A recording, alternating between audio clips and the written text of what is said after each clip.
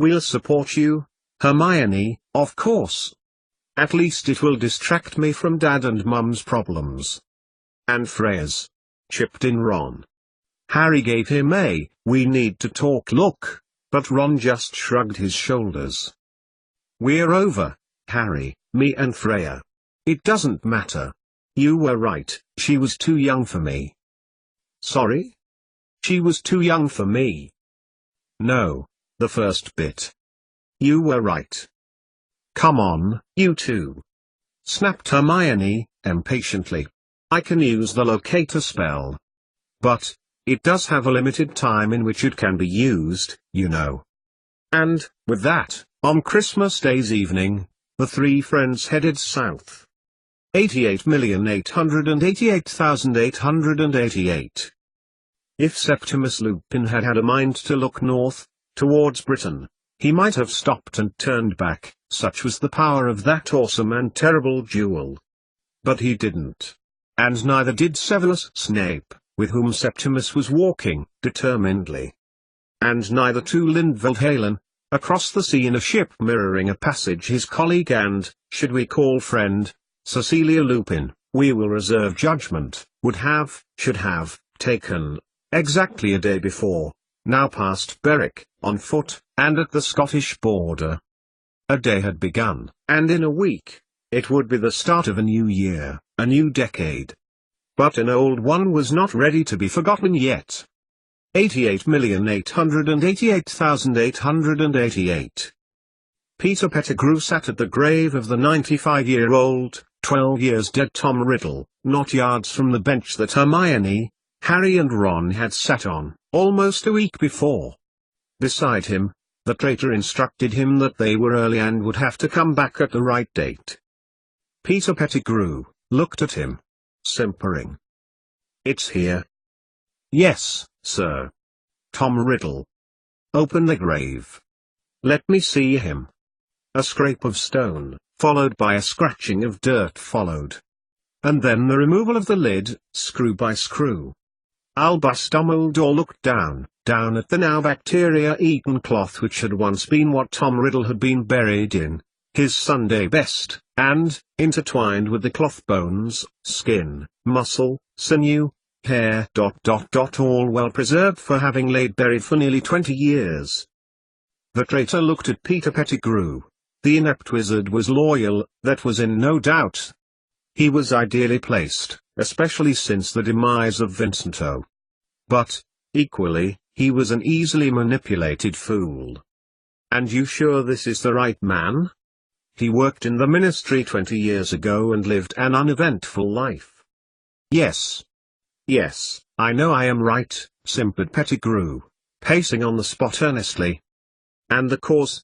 Insisted the traitor, sharply. How can we justify this if our work night by night is at risk? My dear fellow, this is for our cause. Dumbledore nodded. And now, on the cusp of a new decade, we are at the very start of a new world. As if on cue New Year began, fireworks all over the district began to explode.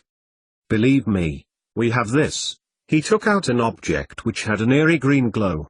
Felix Son's book, which the traitor had taken great pains to liberate. If the Flu network is tapped and the Pensieves are going to be spied on, then we will just have to go back to old-fashioned pen and paper. He held aloft the book. The art of the wise will communicate to all those who are faithful. They need only to read. Dumbledore's eyes drifted to the corpse again, alive not now with maggots but with something far better, potential. What do you need him for, old Tom? You will see in time. You have done well. Into Peter's pocket scallions poured, reward not nearly enough compared to the potential of Herpo the Fowl's descendant, speaking to his remains. You will see, he repeated, his eyes working its way over the corpse he had spent decades seeking. You will see, and you will cower in terror. And then, having replaced the lid, by hand, Albus Dumbledore took the soil from the floor from where Peter Pettigrew and the traitor had piled it, and began to rebury the body of the heir of Slytherin. replacing the gravestone, contemplated the bright, rosy future in which he and Gelot would soon be living, and thanking Merlin, a silly superstition, he told himself sharply, for the excellent and productive Christmas he and his lover had. In time, everyone will see. 88,888,888.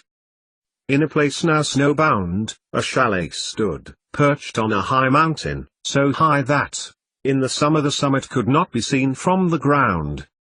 In a room at the very top there was a guest whose needs were being taken care of by one of the hosts of the intimate party in which both hosts had partaken. They had much to celebrate, for their plans had crystallized far more succinctly than either of them had imagined. The unwilling guest, stupefied, but still no less lovely in her turquoise dress, soft shoes, styled hair, but lacking the necklace that her friend had lent to her, had not been invited. Indeed, it is probably fair to say that even if Cecilia Lupin knew of such a celebration, and had indeed been invited to it, then she would have declined. Gelot Grindelwald ascended the pale, wooden steps that led to the room at the very top of the chalet, whose balcony overlooked the main living area and housed his great pensive. Cecilia had not moved from where she had been carefully laid, next to it. She was the third non-transmutable object, something whose essence did not change from existence to existence. One whose presence here, along with the locket, handed to their agent at Durmstrang for the purposes of verifying Mrs. Lupin's validity as the third, had the potential to connect them directly to a certain place and time in that other existence. Or rather, Mrs. Frobisher had. Mrs. Frobisher.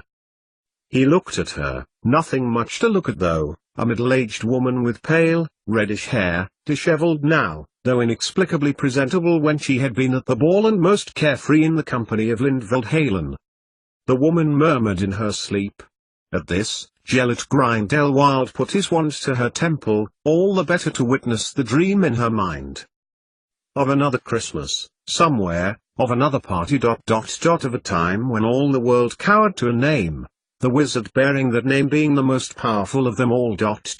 Grindelwald looked back at her, her thoughts still playing on through her mind ... of a betrayal ... interesting ... interesting ... of a lover ... of the promise of the use of what seemed to be all magic, use of bone and blood to access the very fundamentals of wizardry ... but, in their ignorance, they did not know about the origins of such magic for, through a more deep awareness of old magic, this wizard whom they feared would be of no threat to their plans whatsoever,